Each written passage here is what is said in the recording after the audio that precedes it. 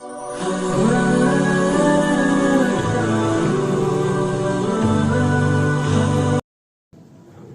کے بعد قرآن کریم میں ایک لفظ ہے یا ایھا الذین آمنوا توبوا الی اللہ توبۃ نصوحا. یہ نصوح کیا چیز ہے؟ نصوح کے معنی ہوتے ہیں اصل میں خالص کے. کیا مطلب ہے؟ علامہ جرجانی نے کہا توبہ نصوح یہ ہے کہ آدمی پختہ ارادہ کر لے کہ دوبارہ یہ کام نہیں کرے گا، یعنی ایمانداری سے سچا ارادہ، توثیق العزم علی الا یعود بمثلہ.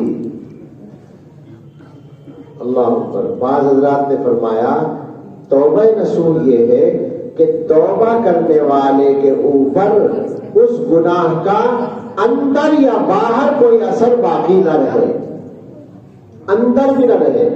اب آپ سوچیں ذرا، ہم لوگ توبہ کر لیتے ہیں لیکن توبہ کرنے کے بعد جب اس گناہ کا خیال آتا ہے تو کچھ مزہ بھی لیتے ہیں نا، دماغ مزہ لیتا ہے، لطف لیتا ہے کہ وہ جو گناہ کیا تھا وہ ایسا ہوا تھا. خطرناک ترین بات ہے، بہت خطرناک بات ہے. اور حضرت نے کہیں یہ بات لکھی ہے، میں نے اس کو جب پہلی بار پڑھا اور سنا تو ڈر لگا بہت. حضرت نے لکھا توبہ قبول ہونے کی علامت ہی یہ ہے کہ جب وہ گناہ یاد آئے تو مزہ نہ آئے، تکلیف ہو. ایک آدمی نے بدکاری کی، بہت مزہ آیا، ظاہر لذیذ کام ہے، نفس کو لذت آتی ہے، لیکن اس نے پھر توبہ کر لی. توبہ کرنے کے بعد پھر خیال آیا اس گناہ کا تو لطف لے رہا ہے سوچ سوچ کر، کیسے ہوا تھا، ایسے ہوا تھا. اس کا مطلب ہے کہ توبہ قبول نہیں ہوئی، وہ سچی توبہ ہی نہیں ہے. یہ بہت اہم نقطہ ہے، اس کو سمجھنے کی ضرورت ہے کہ ہم لوگ جو توبہ کرتے ہیں یہیں سے حل ہوتا ہے مسئلہ کہ ہماری توبہ جلدی ٹوٹتی کیوں ہے. وہ اسی لیے ٹوٹتی ہے کہ وہ پکی ہوتی ہی نہیں ہے، سچ مچ کی توبہ ہی نہیں ہوتی ہے. اللہ اکبر. اوفو. مولانا قاضی اعلیٰ تھانوی کی کتاب ہے، انہوں نے لکھا ہے توبہ نصوح دل کے اعمال میں سے ہے. مراد یہ ہے کہ دل کو گناہوں سے پاک کر لینا. وعلامتها ان يكره العبد المعصية ويستقبحها فلا تخطر له على بال ولا ترد في خاطره اصلا. اور اس کی علامت یہ ہے، توبہ نصوح کی علامت اور پہچان یہ ہے کہ بندہ گناہ کو ناپسند کرے اور برا سمجھے اور اس کے بعد اس کے دل میں اس گناہ کا خیال ہی نہ آئے. یہ کہلائے گی توبہ نصوح. اللہ ہم سب کو نصیب فرمائے. اللہ اکبر کبیرہ. علماء نے کیا کیا بیان کیا ہے. فرمایا کہ توبہ کی 3 قسمیں ہیں. ایک ہے صحیح توبہ. صحیح توبہ یہ ہے کہ گناہ ہوا، آدمی نے فوراً دل سے توبہ کر لی. ایک ہے زیادہ صحیح توبہ، وہ توبہ نصوح ہے کہ دل سے خیال ہی نکال دیا. اور ایک ہے فاسد توبہ. فاسد توبہ یہ ہے کہ زبان سے توبہ ہے اور دل میں گناہ کی لذت باقی ہے. ذرا غور کر لیجیے گا، ارادہ بھی نہیں کہہ رہے. ایک تو یہ ہے کہ آدمی زبان سے توبہ کر رہا ہے اور دل میں ارادہ ہے کرنے کا، یہ تو زیادہ خراب بات ہو گئی. یہ فرما رہے ہیں کہ دل میں گناہ کی لذت بھی ہے تو بھی فاسد توبہ ہے. گناہ کا خیال کر کے تکلیف ہونی چاہیے. قرآن کریم میں اللہ تعالیٰ نے جگہ جگہ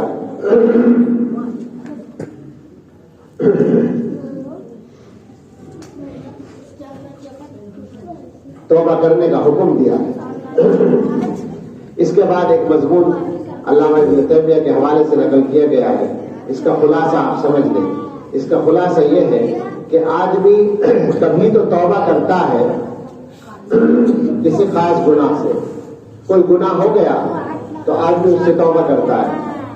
توبہ بعض دفعہ تو آدمی کرتا ہے خاص گناہ سے. کوئی ایک گناہ ہو گیا، بھائی بڑا گناہ ہو گیا، توبہ کی 2 رکعت پڑھی، توبہ کر لی. ایک توبہ ہے عام، یعنی جیسے ہم لوگ روزانہ نماز کے ساتھ دعا کرتے ہیں تو توبہ کرتے ہیں. تو توبہ عامہ جو ہے وہ بھی جو ہے کرنی چاہیے، اور اس میں ضروری نہیں ہے کہ آپ کسی خاص گناہ کا خیال کر کے توبہ کریں، بلکہ اپنے اللہ سے یہ کہیں کہ اے اللہ مجھ سے تو اتنے گناہ ہوتے ہیں کہ یاد بھی نہیں رہتے، بلکہ بہت سے ایسے گناہ ہوتے ہیں جن کے گناہ ہونے کا مجھے احساس بھی نہیں ہوتا کہ میں گناہ کر گیا، اللہ سارے گناہ معاف کر دیجیے۔ اللہ سے عمومی توبہ کا مزاج بنایا جائے۔ علامہ ابن قیم رحمۃ اللہ علیہ فرماتے ہیں، اللہ اکبر کیا بات کہی ہے، التوبۃ ہی حقیقت دین الاسلام، توبہ دین اسلام کی حقیقت ہے، یعنی حقیقی اسلام تبھی آتا ہے جب آدمی توبہ کرتا ہے۔ بھائی اسلام کا کلمہ بھی جو پڑھے گا تو کفر سے توبہ کرے گا نا، تبھی تو توبہ ہوگی، تبھی تو اسلام ہوگا۔ ہمارے حضرت نے ایک جگہ فرمایا ہے کہ کافر کے لیے ضروری ہے کہ وہ کفر سے توبہ کرے، یعنی مسلمان ہو جائے۔ مسلمان ہونے کے بعد اگر اس سے کبیرہ گناہ ہوتے ہیں تو وہ کبیرہ گناہوں سے توبہ کرے، اور اگر کبیرہ گناہ چھوڑ چکا ہے تو صغیرہ گناہوں سے توبہ کرے، اور صغیرہ گناہ بھی چھوڑ چکا ہے تو پھر اخلاص میں کمی سے توبہ کرے۔ توبہ ہر حال میں کرنی ہے۔ فرماتے ہیں وَالدِّينُ كُلُّهُ دَاخِلٌ فِي مُسَمَّى التَّوْبَةِ، سارا دین توبہ کے مصداق میں شامل ہے۔ وَبِهَذَا اسْتَحَقَّ التَّائِبُ أَن يَكُونَ حَبِيبَ اللَّهِ، اسی وجہ سے توبہ کرنے والے کو اللہ نے اس کا مستحق بنایا کہ وہ اللہ کا حبیب کہلائے، اللہ کا محبوب۔ قرآن میں کہا نا ان اللہ یحب التوابین ویحب المتطہرین، اللہ تعالیٰ توبہ کرنے والوں کو پسند کرتے ہیں، محبت کرتے ہیں ان سے، اور خوب پاک رہنے والوں سے محبت کرتے ہیں۔ تو یہ توبہ کرنے والوں سے اللہ محبت کرے، یہ درجہ کیوں ملا؟ اس وجہ سے کہ اس نے پورے دین کو اختیار کیا۔ آگے فرماتے ہیں اکثر الناس لا يعرفون قدر التوبہ، اکثر لوگ توبہ کی قدر ہی نہیں جانتے، مرتبہ ہی نہیں جانتے، نہ اس کی حقیقت جانتے ہیں۔ جب یہ جانتے ہی نہیں تو پھر وہ پورے طور پر توبہ کریں گے کیسے؟ فرماتے ہیں اگر توبہ اتنی جامع چیز نہ ہوتی تو اللہ تعالیٰ اپنی محبت توبہ کرنے والوں کے لیے مقرر نہ کرتے۔ قرآن کریم میں کتنی جگہ اللہ تعالیٰ نے توبہ کرنے کا حکم دیا ہے۔ ایک آیت تو میں نے پڑھی وَتُوبُوا إِلَى اللَّهِ جَمِيعًا أَيُّهَا الْمُؤْمِنُونَ لَعَلَّكُمْ تُفْلِحُونَ، سب توبہ کر لو اے مومنو، اللہ کی طرف رجوع کر لو تاکہ تم کامیاب ہو جاؤ۔ بعض جگہ امید دلائی، قُلْ يَا عِبَادِيَ الَّذِينَ أَسْرَفُوا عَلَىٰ أَنفُسِهِمْ لَا تَقْنَطُوا مِن رَحْمَةِ اللَّهِ إِنَّ اللَّهَ يَغْفِرُ الذُّنُوبَ جَمِيعًا، آپ کہہ دیں اے میرے وہ بندو جنہوں نے اپنے اوپر زیادتی کر لی، یعنی گناہ کر لیے، اللہ کی رحمت سے مایوس نہ ہو، اللہ تعالیٰ سارے گناہ معاف کر دے گا۔ یہ خاص بات ہے جس کو یاد رکھنا ہمیشہ ضروری ہے، اور اپنے جوانوں کو سمجھانا ضروری ہے کہ تم سے کچھ بھی ہو گیا ہو، اس بات سے نا امید مت ہونا کہ ہماری توبہ قبول نہیں ہوگی۔ تم نے کچھ بھی کر لیا ہو۔ ہمارے حضرت سنایا کرتے واقعہ کہ جرمنی میں کسی جگہ کے ایئرپورٹ پر بیٹھے ہوئے تھے، یہ کافی پہلے کا ان کا واقعہ ہے۔ حضرت بتاتے ہیں کہ میں بیٹھا تھا کرسی پر انتظار میں، تو ایک آدمی جا رہا تھا جس کے ہاتھ میں شراب کی بوتل تھی، اور اس نے پی بھی رکھی تھی، کچھ بچی ہوئی ہاتھ میں تھی۔ وہ جب میرے سامنے سے گزرا تو اس نے میرا چہرہ دیکھا اور وہ قریب آیا، انگلش وہ بول رہا تھا۔ اس نے حضرت سے انگلش میں کہا کہ کیا میں آپ جیسا بن سکتا ہوں؟ تو حضرت نے اس سے کہا کہ کیا آپ کو میرا یہ لباس وغیرہ پسند آیا ہے کیا، جو داڑھی ہے، پگڑی ہے، کرتا ہے، اسے؟ تو اس نے کہا نہیں، وہ جو آپ کے چہرے پر بات ہے، میں ایسا بن سکتا ہوں؟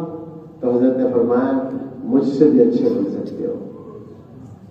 شراب ہاتھ میں لیے ہوئے، تو اس نے کہا اچھا میں ابھی آتا ہوں۔ وہ گیا ڈسٹ بین میں شراب کی بوتل پھینک کے واپس آیا اور آ کر بات شروع کر دی۔ اس نے بتایا کہ میں جاپان میں ایک کمپنی کے اندر ملازم ہوں اور میرا بڑا اچھا عہدہ ہے، بڑی کمپنی ہے اور میری یہ ذمہ داری ہے، وہ سب اس نے تفصیل بتائی اور وہی جیسا ماحول تھا وہ بتایا. اس نے کہا روزانہ میرے چاروں طرف لڑکیاں رہتی ہیں اور روزانہ مجھے نئی لڑکی کے ساتھ رہنے کا موقع ملتا ہے، پیشکش ہوتی ہے خود ہی.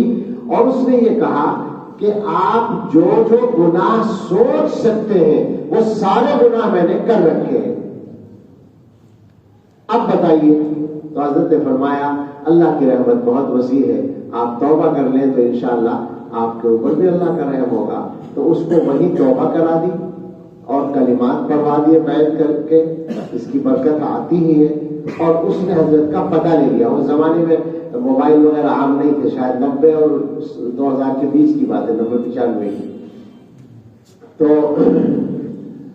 حضرت بتاتے ہیں کہ 3-4 مہینے کے بعد اس کا خط آیا اور اس نے لکھا تھا کہ الحمدللہ شراب چھوٹ گئی ہے، 5 وقت کی نماز پابندی سے پڑھتا ہوں، کبھی کبھی تہجد بھی مل جاتی ہے. اتنا بدل گیا آدمی. جب اللہ تعالیٰ توبہ قبول کر لیتے ہیں تو پھر یہی ہوتا ہے. اللہ کیا توبہ قبول کرنے میں تو کوئی بات ہی نہیں ہے، کوئی رکاوٹ ہی نہیں. اللہ تعالیٰ تو چاہتے ہیں. اللہ کی طرف سے کبھی کبھی بعض لوگوں کے ساتھ ایسا اچانک فضل ہو جاتا ہے، وہ کبھی کبھی ہے، وہ اللہ تعالیٰ کی عام عادت نہیں ہے. جیسے فضیل ابن عیاض کا واقعہ آپ لوگ جانتے ہیں کہ وہ ڈاکو تھے، چوری کرتے تھے اور وہ ایک جگہ چوری کر رہے تھے اور وہاں ان کے کان میں قرآن کریم کی آیت پڑ گئی. ایک آدمی رات میں تلاوت کر رہا تھا یا کوئی عورت تلاوت کر رہی تھی. الم یعن للذین آمنوا ان تخشع قلوبهم لذکر اللہ وما نزل من الحق. کیا ایمان والوں کے لیے ابھی وقت نہیں آیا کہ ان کے دل اللہ کی یاد کی وجہ سے یا اللہ کے ذکر کی وجہ سے لرز جائیں، ڈر جائیں؟ بس وہی وقت تھا اللہ کے فضل کا. فضیل ابن عیاض نے فرمایا نعم قد آنا، آ گیا وقت، آ گیا. فوراً انہوں نے اپنے ساتھیوں سے کہا کہ چوری بند کرو، مال واپس کرو اور ہم توبہ کرتے ہیں. یہ فضیل ابن عیاض جو ڈاکو سے ولی بنے تھے، یہ اتنے بڑے اولیاء میں ہیں کہ ان کی ولایت پر بھی امت کا اتفاق ہے. اور خاص بات یہ ہے کہ یہ محدثین کے یہاں بھی معتبر مانے جاتے ہیں، جبکہ صوفیہ زیادہ معتبر محدثین کیا نہیں ہے. ان کے بیٹے تھے علی بن الفضیل، وہ بھی بڑے محدثین میں شمار ہوتے ہیں اور صوفی بھی ہیں. تو یہ اللہ کا خاص فضل ہوتا ہے کسی کسی وقت اللہ کی عام عادت سے ہٹ کر. لیکن اسی سے آپ ایک سبق لے سکتے ہیں کہ جب اللہ تعالیٰ بعض مرتبہ ایسے لوگوں پر اپنا فضل فرماتے ہیں جن کے اندر طلب نہیں ہے، تو جو طلب کرنے والے ہیں ان پہ فضل کیوں نہیں ہوگا؟ اللہ ہم تو مانگ رہے ہیں، آپ نے بے مانگے دیا ہے بہت سارے لوگوں کو، تو کیا ہم اس لائق بھی نہیں ہیں؟ یہ کہتے ہوئے ڈر لگتا ہے، لیکن آپ کسی وقت اپنے اللہ سے راز و نیاز میں کہہ دیں اللہ کی محبت، اللہ کی رحمت کو اپنی طرح موڑنے کے لیے، تو کوئی حرج نہیں کہ اللہ ہم تو مانگ رہے ہیں، ہم تو بھیک مانگ رہے ہیں آپ سے، ہمیں توبہ نصیب فرما دیجئے، ہمیں سچی توبہ دے دیجئے. توبہ کریں، توبہ کی ضرورت ہے. اللہ نے قرآن کریم میں یقین دلایا ہے کہ اللہ تعالیٰ اپنے بندوں کی توبہ قبول کرتے ہیں. سنیے حدیث، کیا بات ہے. حضرت عقبہ ابن عامر رضی اللہ تعالیٰ عنہ سے روایت ہے، ایک آدمی نبی صلی اللہ علیہ وسلم کی خدمت میں آئے. انہوں نے کہا یا رسول اللہ، ہم میں سے کوئی آدمی گناہ کرتا ہے، احدنا یذنب، ہم میں سے کوئی آدمی گناہ کرتا ہے تو کیا ہوتا ہے؟ قال یکتب علیہ، آپ نے فرمایا لکھ لیا جاتا ہے، اس کے نامہ اعمال میں اس کے خلاف ایک گویا جرم لکھا جاتا ہے. قال ثم یستغفر منہ ویتوب، انہوں نے پوچھا پھر وہ استغفار کرتا ہے، معافی مانگتا ہے، توبہ کرتا ہے؟ تو آپ صلی اللہ علیہ وسلم نے فرمایا یغفر لہ ویتاب علیہ، اس کو بخش دیا جاتا ہے اور اس کی توبہ قبول کر لی جاتی ہے، اللہ کی طرف سے اس پر توجہ رحمت ہو جاتی ہے. انہوں نے کہا فیعود فیذنب، پھر وہ دوبارہ گناہ کر لیتا ہے. حضور نے فرمایا پھر لکھ لیا جاتا ہے. ان صاحب نے پوچھا کہ ثم یستغفر منہ، تو پھر وہ استغفار کرتا ہے اور توبہ کرتا ہے؟ آپ نے فرمایا پھر معاف کر دیا جاتا ہے اور توبہ قبول کر لی جاتی ہے. آگے جو ارشاد ہے وہ ہے مزیدار ہم سب کے لیے، وَلَا يَمَلُّ اللَّهُ حَتَّى تَمَلُّوا، اللہ تعالیٰ اس وقت تک نہیں اکتاتے جب تک تم نہ اکتا جاؤ. توبہ کرنے سے تم اکتا جاؤ گے تو اللہ تعالیٰ اکتائیں گے, اور اگر تم نہیں اکتا رہے تو اللہ تعالیٰ نہیں اکتاتے. کرتے رہو توبہ. یعنی اس کا مطلب یہ ہوا کہ ہم جیسے گناہگاروں کے لیے بھی راستے کھلے ہیں, چاہے تم سے کتنی بار گناہ ہو جائے, کبھی بھی توبہ کرنا نہ چھوڑو.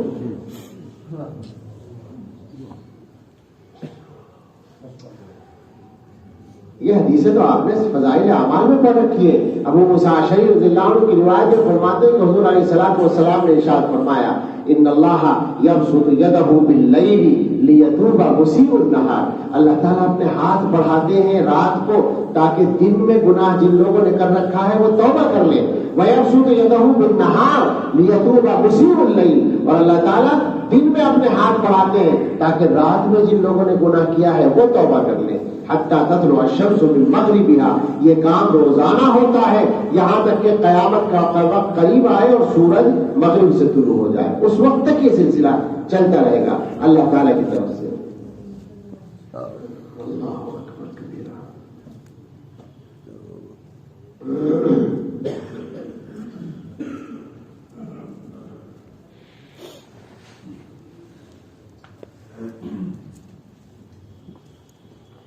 اللہ اکبر کبیرہ.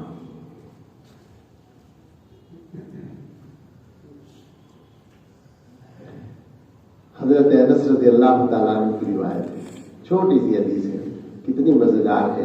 فرماتے ہیں کہ رسول اللہ صلی اللہ تعالیٰ علیہ وسلم نے ارشاد فرمایا, کل ابن آدم خطاء وخیر الخطائین التوابون. ہر انسان سے غلطی ہوتی ہے, کیا بات ہے, لیکن اچھے خطا کار وہ ہیں جو توبہ کرنے والے ہیں. لو جی, خطا کار بھی اچھے ہو گئے. کیا رحمت ہے اللہ تعالیٰ کی کہ خطا کرنے والوں کو اچھا کہا جا رہا ہے. خطا کرنے والوں میں اچھے وہ لوگ ہیں جو توبہ کرتے رہتے ہیں. توبہ تو بس اللہ کو اتنی پسند ہے تو اللہ اکبر, اللہ اکبر. حضرت ابن مسعود رضی اللہ تعالیٰ عنہ سے روایت ہے, فرماتے ہیں للجنت ثمانیۃ ابواب, جنت کے 8 دروازے ہیں. 7 مغلقہ, 7 دروازے بند ہیں. وباب مفتوح للتوبہ, ایک دروازہ جو توبہ کا ہے وہ کھلا ہوا ہے فی الحال. باقی 7 دروازے بند ہیں, ابھی ضرورت ہی نہیں ان کے کھولنے کی. توبہ والا دروازہ کھلا ہوا ہے یہاں تک کہ سورج مغرب سے نکل آئے. اللہ اکبر کبیرہ. حضرت عبداللہ ابن مسعود رضی اللہ عنہ کی روایت میں فرماتے ہیں کہ حضور علیہ الصلوۃ والسلام نے ارشاد فرمایا, للہ افرح بتوبۃ العبد للرجل نزل منزلا وبه مهلكۃ. اللہ تعالیٰ کو بندے کی توبہ سے اس شخص سے بھی زیادہ خوشی ہوتی ہے جو کسی جگہ اترا اور وہاں ہلاکت کا خطرہ ہے. ومعه راحلته, یعنی جنگل ہے, مرنے کا بھی ڈر ہے, سواری کا جانور ہے اور اسی پر کھانے پینے کا سامان ہے. اونٹ پر ہوتا تھا نا جیسے, فوضع راسه فنام نومۃ, اس نے تھک کر اپنا سر زمین پہ رکھا یا لیٹنے کے لیے سونے کے لیے لیٹ گیا. فنام نومۃ, تھوڑا سا سویا.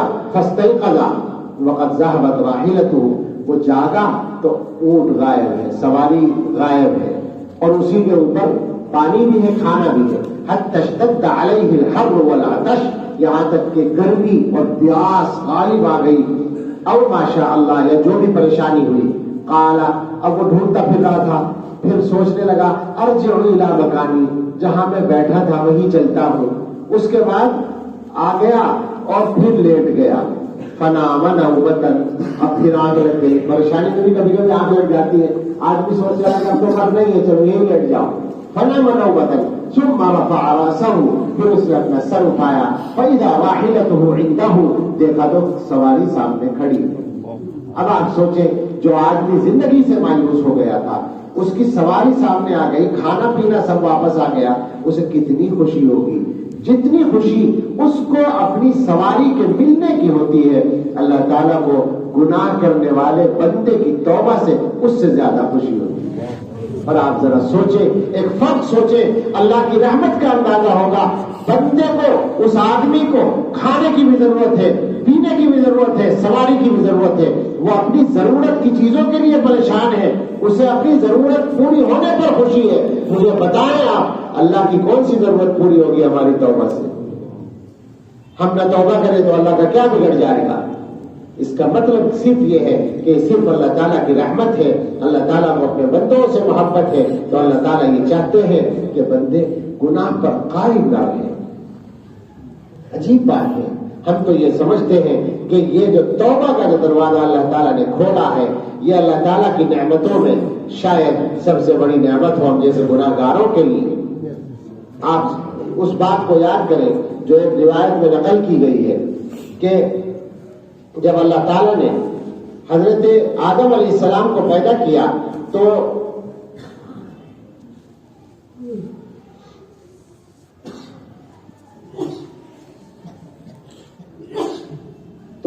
آپ کو معلوم ہے کہ فرشتوں کو حکم دیا سجدہ کرنے کا، فرشتوں نے کر لیا، ابلیس نے نہیں کیا، اللہ نے اسے مردود بنا دیا۔ اس کے بعد یہ بھی معلوم ہے کہ ابلیس نے کیا کیا؟ چیلنج دیا، میں آدم کی اولاد کو جہنم میں لے جانے کی ہر ممکن کوشش کروں گا، میں ان سے گناہ کرواؤں گا، میں ان سے کفر کرواؤں گا۔ اور اس نے اللہ میاں کو مخاطب کر کے کہا وَلَا تَجِدُ أَكْثَرَهُمْ شَاكِرِينَ، تم ان میں سے، اے اللہ آپ ان بندوں میں سے اکثر کو ناشکرہ پائیں گے، شاکر نہیں پائیں گے، شکر گزار نہیں پائیں گے، ناقدرہ پائیں گے، یعنی میں ان سب کو ایسا بنا دوں گا۔ اب آپ سوچیں وہ منظر کہ ادھر آدم علیہ السلام تشریف رکھتے ہیں اور ابھی ان کا اعزاز ہوا ہے، سب نے سجدہ کیا ان کے سامنے، اور ابھی یہ اتنا بڑا دشمن چیلنج لے کر کھڑا ہوا کہ آدم کی اولاد کو جہنم میں پہنچاؤں گا۔ تو آدم علیہ السلام پریشان ہو گئے، انہوں نے عرض کیا یا اللہ آپ نے یہاں ہو رہی کیا اے اللہ آپ نے شیطان کو تو قیامت تک کی مہلت دے دی اور میری اولاد کو بہکانے کا اختیار بھی دے دیا، میری اولاد کے لیے کیا ہے؟ اللہ نے فرمایا میں نے آپ کی اولاد کے لیے توبہ کا دروازہ کھول دیا۔ ذرا غور کریں اس بات پر، شیطان نے جو چیلنج دیا تھا میں لوگوں کو جہنم میں لے جاؤں گا، وہ کیا سمجھ رہا تھا کہ جس سے بھی میں گناہ کراؤں گا اسے جہنم میں جانا ہی پڑے گا۔ اللہ نے اس کا پروگرام ہی فیل کر دیا، تو گناہ کرائے گا، بندہ توبہ کرے گا، میں معاف کر دوں گا، راستے ختم ہوا۔ شیطان کا پلان کتنا! اب آپ سوچیں کہ ہم اگر توبہ نہیں کرتے ہیں تو ہم شیطان کے پروگرام کو کامیاب کرتے ہیں، اور اگر ہم توبہ کرتے ہیں تو اللہ تعالیٰ کی نعمت سے فائدہ اٹھانے والے ہوتے ہیں۔ حدیث ابن عباس رضی اللہ عنہما کی، قریش کے لوگوں نے نبی صلی اللہ علیہ وسلم سے کہا اپنے رب سے دعا کر دو صفا پہاڑی کو ہمارے لیے سونا بنا دے، اگر یہ پہاڑی سونا بن جائے تو پھر ہم آپ کی بات مان لیں گے، یہ قریش کے لوگوں نے کہا۔ نبی صلی اللہ علیہ وسلم نے اللہ سے دعا کر دی، اللہ تعالیٰ نے جبریل علیہ السلام کو بھیجا، انہوں نے آ کر کہا ان ربک یقرئک السلام، آپ کا رب آپ کو سلام کہتا ہے، وَيَقُولُ لَكَ، اور آپ سے فرماتا ہے ان شئت اصبح لهم الصفا ذهبا، اگر آپ چاہیں صفا پہاڑی سونا بن جائے گی، میں پہاڑی کو سونا بنا دوں گا، لیکن اس کے بعد فمن کفر منهم عذبته عذابا لا اعذبه احدا من العالمین، اب اس کے بعد اگر کسی نے ان میں سے کفر کیا تو اسے ایسا عذاب دوں گا جو کسی کو نہیں دیا جائے، یہ اللہ نے فرمایا۔ اور اگر آپ چاہیں، حضور سے فرما رہے اللہ تعالیٰ اگر آپ چاہیں تو فتحت لهم باب التوبة والرحمہ، میں ان کے لیے توبہ اور رحمت کا دروازہ کھول دوں۔ حضور نے فرمایا یا اللہ بس توبہ اور رحمت ہی کا دروازہ کھول دیجیے۔ صفا کے سونا بننے سے کیا ہو جاتا کہ ہمیشہ کے لیے توبہ کا دروازہ بند ہو جاتا۔ آپ سوچیں ذرا، رسول اللہ صلی اللہ تعالی علیہ وسلم کے بارے میں صحابہ بیان کرتے ہیں رضی اللہ عنہ کہ حضور اپنی مجلس میں بار بار اللہ سے معافی مانگتے تھے، استغفار فرماتے تھے۔ ابو ہریرہ رضی اللہ تعالیٰ عنہ فرماتے ہیں کہ خود حضور کو یہ فرماتے ہوئے سنا ہے، حضور نے بتایا ہے واللہ انی لا استغفر اللہ واتوب الیہ فی اليوم اکثر من 70 مرۃ، اللہ کی قسم میں روزانہ ایک دن میں 70 مرتبہ سے زیادہ توبہ کرتا ہوں اور مغفرت مانگتا ہوں اللہ سے. حضور سے تو کوئی گناہ بھی نہیں ہوتا تھا, کوئی نافرمانی بھی نہیں ہوتی تھی, لیکن رسول اللہ صلی اللہ علیہ وسلم بندوں کو, امت کو سکھانے کے لیے اور اللہ کا قرب حاصل کرنے کے لیے کثرت سے توبہ اور استغفار فرماتے تھے. اللہ اکبر کبیرہ.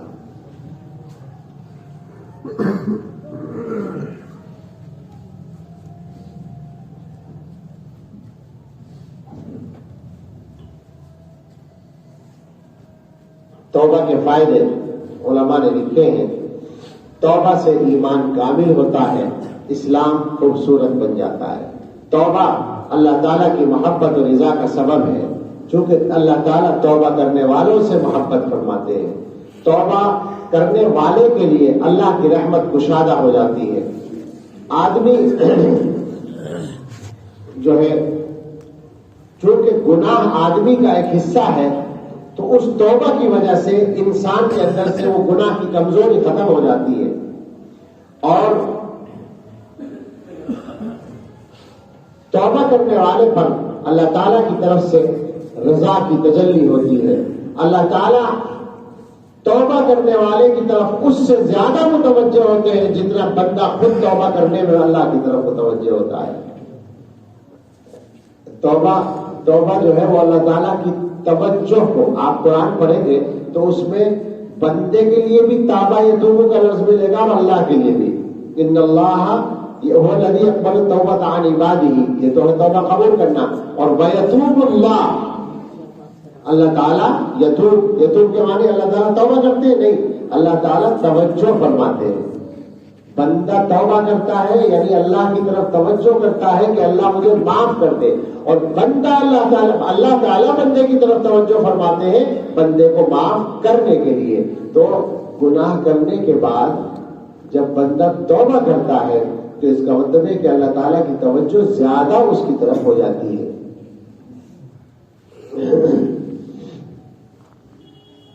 تو آج کی اس گفتگو کا خلاصہ 2 باتیں ہو گئی. ایک بات تو وہ تھی جو تصوف اور اس کے سلسلوں سے متعلق شروع میں عرض کی گئی, اور دوسری بات یہ توبہ کی ہے. توبہ ہی حقیقت میں خلاصہ ہے تصوف کا, یعنی انسان اپنے آپ کو شریعت کا پابند بنا لے اور اس کے دل کے اندر ایک ایسی طاقت پیدا ہو جائے جو گناہ پر اسے قائم نہ رہنے دے. ایک تو یہ ہے کہ گناہ نہ ہو, یہ تو نمبر 1 کی بات ہے. اور اگر یہ چیز حاصل مانگے نا سب, اللہ ہم سب کو ایسا بنا دے کہ اب ہم سے کوئی گناہ ہی نہ ہو. ہم تو اللہ سے یہی کہیں گے کہ اللہ ہم نے اب تک کی چھوٹی سی زندگی میں ہی اتنے گناہ کر لیے ہیں کہ اگر 200 سال کی عمر پر بھی تقسیم کریں تو زیادہ ہی.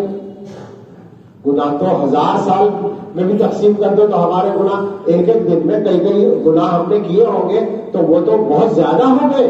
اے اللہ اب جتنے دن باقی ہیں زندگی کے, اصل تو یہی ہے کہ اللہ سے بس یہ مانگ لیجئے کہ اللہ اب گناہوں سے خالی زندگی عطا فرما دیجیے.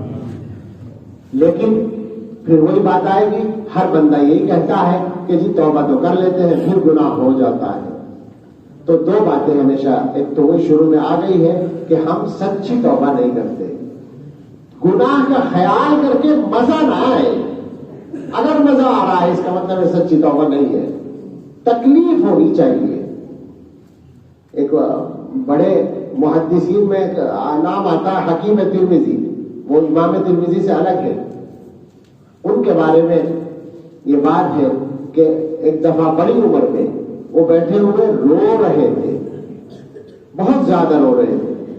تو کسی نے پوچھا کیا بات ہو گئی, تو انہوں نے فرمایا کہ جوانی کے زمانے میں میرے ساتھ یہ واقعہ ہوا تھا کہ ایک عورت نے آ کر مجھے گناہ کی دعوت دی تھی.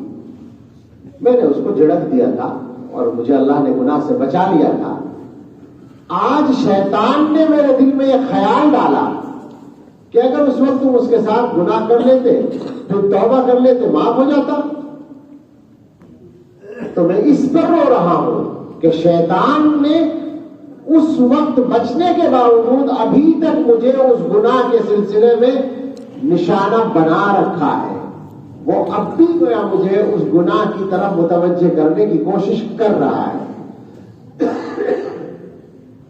شیطان کی تدبیریں بہت باریک ہوتی ہیں. شیطان کیا کرتا ہے وہ آپ نے پڑھا ہے کہ حدیث میں یہ بات ہے. ظاہر ہے ہمارے یہاں ہمارے اکابر کے یہاں سب کچھ قرآن و حدیث ہے. وہ حدیث میں یہ بات ہے کہ شیطان اپنی چونچ کہو اس کو یا نوک کہو یا ڈنک کہو وہ آدمی کے دل پر لگا کے بیٹھ جاتا ہے, وہاں جم کے بیٹھ جاتا ہے. اگر آدمی اللہ کو یاد کرے خنسا تو شیطان پیچھے ہٹ جاتا ہے, اسے کرنٹ سا لگتا ہے. دل غافل رہے تو شیطان وہاں جمع بیٹھا رہتا ہے. فَإِذَا ذَكَرَ اللَّهَ خَنَسَ, جیسے ہی آدمی اللہ کو یاد کرتا ہے وہ پیچھے ہٹ جاتا ہے. خناس اسی لیے تو کہا گیا پیچھے ہٹنے والا. تو اس کا مطلب یہ ہوا کہ شیطان سے بچنے کا راستہ اللہ کی یاد ہے. تصوف میں کسی بھی سلسلے میں جو ذکر کرایا جاتا ہے اس کا اصل مقصد یہ ہوتا ہے. بہت سے لوگوں کی سمجھ میں نہیں آتا. ہمارے اہل حدیث بھائی غیر مقلد بھائی کہتے ہیں کہ صاحب کیا بیٹھے ہو اللہ اللہ کر رہے ہو, لا الہ الا اللہ کے ضربے لگا رہے ہو, یا دل سے بیٹھے ہو اللہ اللہ سوچ رہے ہو کر رہے ہو, کیا ہے آخر یہ, کیا ضرورت ہے اس کی. ہم یہ کہتے ہیں کہ اگر وہ کیفیت مل جائے کہ ہمیشہ اللہ کی یاد رہنے لگے تو کوئی ضرورت نہیں ہے الگ سے کرنے کی. مقصد ہے کہ جب بار بار اللہ کا نام لے کے تو یاد رکھنے کی کچھ نہ کچھ عادت پڑ جائے گی. اور یہی اصل علاج ہے شیطان کا. ہم لوگوں کے پیچھے شیطان بہت لگا ہوا ہے اور ہم میں آپ دیکھ سکتے ہیں, ہر آدمی اپنے بارے میں سوچ سکتا ہے کہ کتنا اس کا پیچھا کرتا ہے شیطان. خدا کے واسطے شیطان سے پیچھا چھڑانے کی کوشش کریں اور سچی توبہ پر آ جائیں. ایک بات میں اور کہتا ہوں, بہت سارے ہمارے سالکین متعلقین جوان پریشان ہیں گناہ چھوڑنے کے لیے. یعنی ہمارے پاس روزانہ 10-20 میسج اس طرح کے ضرور آتے ہیں, فون آتے ہیں. آدمی اچھا آدمی ہے, وہ برائی سے بچنا چاہ رہا ہے. اپنی برائی کسی کو کون بتاتا ہے, لیکن وہ ہمت کر کے بتا رہا ہے کہ مجھ سے گناہ ہوتا ہے. اسے اطمینان ہے کہ کسی کو پتہ نہیں چلے گا, لیکن پھر کسی ایک آدمی کو بتانا بھی تو آسان نہیں ہوتا ہے نا. لیکن وہ بتا کیوں رہا ہے, اس لیے کہ وہ بچنا چاہتا ہے مگر بچ نہیں پا رہا ہے. کیوں نہیں بچ پا رہا ہے؟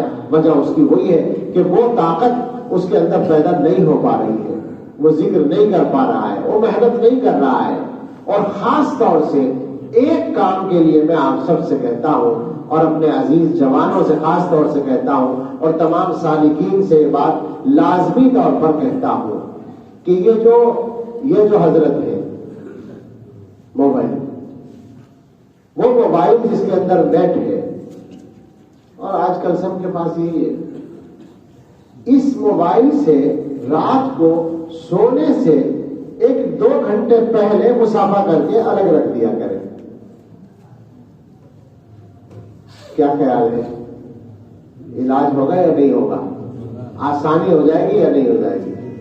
میں آپ کو بالکل صحیح نسخہ بتا رہا ہوں ان تمام جوانوں کو جو پریشان ہیں بچنے کے لیے گناہ سے. چونکہ سونے کے قریب آدمی جو عمل کرتا ہے پوری رات پر اس کا اثر پڑتا ہے اور مزاج پر اثر پڑتا ہے. اس کا الٹا اچھے عمل میں آپ کو بالکل تجربے کی بات بتاتا ہوں. مجھ سے بعض احباب نے بھی کہا, بعض ایسے حضرات نے جو حضرت سے متعلق ہیں کہ صاحب تہجد میں آنکھ نہیں کھل رہی. میں نے ان کو ایک ترکیب بتائی. میں نے ان سے کہا کہ سونے سے پہلے 10-15 منٹ یا جتنا موقع ہو, آدھا گھنٹہ, 15 منٹ, 20 منٹ حضرت کا کوئی بیان سن لیا کریں یا کوئی کتاب پڑھ لیا کریں سونے سے پہلے, اور پھر دیکھیں تجربہ. 1 ہفتے کے بعد انہوں نے بتایا بالکل آسان ہو گیا. کیا چیز ہے؟ میں یہ نہیں کہہ رہا ہوں کہ ہمارے شیخ کی ہی کتاب پڑھنے سے ایسا ہوگا. ان کی کتاب پر, ان کے بیان پر میں تجربہ کر چکا ہوں. جتنے بھی مقبولین علماء اور اکابر ہیں ان کی کتابوں کا یہی فائدہ ہوگا, میں یہ دعویٰ کر سکتا ہوں. ان کے بیان سنیے یا ان کی کتاب پڑھیے سونے سے پہلے. یعنی سونے سے پہلے کا جو عمل ہے وہ موبائل دیکھنا نہ ہو, مقصد یہ. ویسے بھی آپ ڈاکٹروں سے پوچھیں, آج کل تو بتایا جا رہا ہے کہ موبائل سونے کے وقت میں دور رکھا ہوا ہونا چاہیے, ورنہ اس کی جو ریز ہے, شعاعیں ہیں, وہ نقصان پہنچاتی ہے. تو اس لیے بھی بہتر ہے. لیکن گناہوں سے بچنے کا یہ سب سے آسان راستہ اس زمانے میں ہے. اور خاص طور سے جوان لوگ جو ہے وہ موبائل کا استعمال ضرورت کے علاوہ نہ کرنے کی قسم کھا لیں, اور تنہائی میں نہ کرنے کی بھی قسم کھا لیں. میں تنہائی میں نہیں دیکھیں گے, جو ضرورت کا کام ہوگا سب کے سامنے کر لیں گے, بہت آسان ہو جائے گا. لیکن سونے سے پہلے تو سب لوگ چھوڑ دیں, بہتر یہ ہے الگ رکھ دیں, اور 1 گھنٹہ پہلے اس کے بعد اپنے جو کام ہے کریں, اور سونے سے پہلے جو پڑھنا ہوتا وہ پڑھیں, تو انشاءاللہ بہت آسانی ہو جائے گی. بات یہی ہے, بچنا چاہتے ہیں لیکن شیطان نے پھنسا رکھا ہے, اور اس کے پھندے اور اس کے جال بہت تیز ہے, اور اس کی طرف سے جو چالیں ہمارے ساتھ چلی جاتی ہیں وہ بہت باریک ہوتی ہے. ہمیں آدمی بننا ہے, ہمیں انسان بننا ہے, ہمیں اللہ کا اچھا بندہ بننا ہے, ہمیں توبہ کرنی ہے اپنے رب کے سامنے. تو آپ سوچیں ذرا کہ ہم توبہ بھی کرنا چاہیں اور توبہ توڑنے والے کام بھی ساتھ میں ہم کرتے رہیں, تو یہ ہماری سنجیدگی کے خلاف بات ہے. ہمیں سنجیدگی سے اس پر آنے کی ضرورت ہے. اور آپ ایک بات کا یقین کر لیں, جو مزے گناہوں میں آتے ہیں سب کو پتا ہے, وہ ہو گیا تجربہ. اب گناہ چھوڑنے کا مزہ دیکھو, گناہ چھوڑو اور پھر دیکھو کہ گناہ چھوڑنے میں کتنا مزہ آتا ہے. زندگی کا لطف آ جائے گا, زندگی کا مطلب سمجھ میں آ جائے گا. مجھے بھی اللہ وہ نصیب فرما دے. وہ جب وہ چیز آ جائے گی تو محسوس ہوگا کہ ہم تو مزے کی حقیقت ہی نہیں جانتے. دنیا کا سب سے لذیذ کام, دنیا کا سب سے مزیدار کام, دنیا کا سب سے میٹھا کام اللہ کی یاد ہے, اللہ کا ذکر ہے. اگر اس کا مزہ لگ جائے تو گناہوں کے مزے کڑوے لگنے لگتے ہیں. گناہوں کے مزے سے آدمی کا منہ بھی گڑ جاتا ہے. جن گناہوں کی تلاش میں پھرتا ہے وہ گناہ اس کے پیچھے لگتے ہیں اور وہ بھاگتا ہے. یہ طاقت پیدا کرنے کی ضرورت ہے, اور یہ طاقت میرے بھائیوں ہمت سے بھی ہوگی. اس میں ہمت کا بھی دخل ہوگا. میں نے بتایا ہوگا بعض جگہ, میری مجلس میں ایک آدمی آیا تو 3 سال پہلے کی بات ہے, یونیورسٹی کا اسٹوڈنٹ جو وہیں کے ہاسٹل میں رہتا, اس نے بتایا میں اس حال میں چلا ہوں اپنے کمرے سے کہ میرے پاس میسج آ رہے تھے ایک لڑکی کے کہ کہاں جا رہے ہو, آج تو رات کو ساتھ رہیں گے. اور وہ اپنی گندے فوٹو بھی واٹس ایپ پر بھیج رہی تھی اور اصرار کر رہی تھی بار بار میسج بھیج کر کہ کہیں سفر نہ کرو, رک جاؤ آج.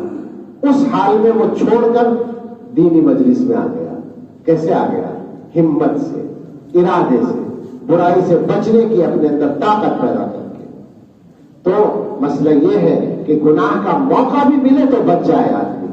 ایک تو بدترین صورتحال تو یہ ہے کہ ہم گناہ کی تلاش میں پھریں, گناہ کے لیے تدبیریں کریں, گناہ کے لیے کوششیں کریں. یہ تو بدترین بات ہے. اصل یہ ہے کہ گناہ ہمارے پیچھے لگ جائے تو بھی ہم اس سے پیچھا چھڑا کر کہیں کہ مجھے تجھ سے کوئی مطلب نہیں ہے, میں اپنے اللہ سے ڈرتا.